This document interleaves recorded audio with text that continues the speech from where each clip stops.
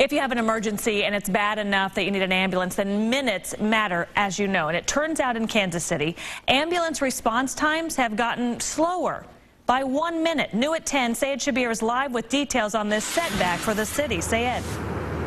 Well, Krista, this is the 30-page audit that was released today about the response times here in Kansas City. And in it, it shows that prior to December 2011, ambulances were sent out on average within 25 seconds. But post-December 2011, that time shot up to 1 minute and 25. And that delay, I'm told, is in response to a change in protocol. And that change, city leaders aren't seeing eye to eye on.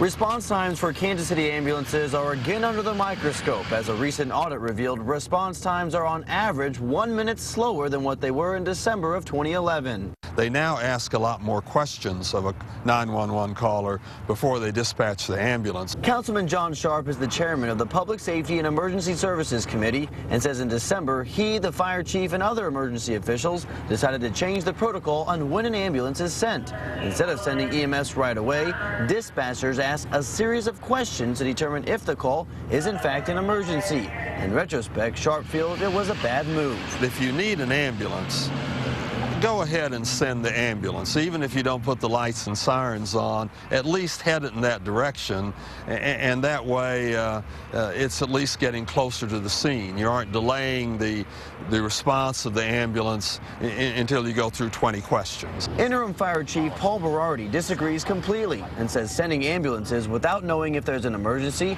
can be dangerous for other motorists on the road and can lead to more units being called back or rerouted.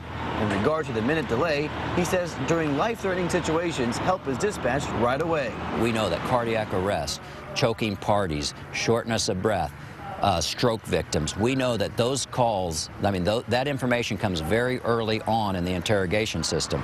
And so that call does get sent out very quickly.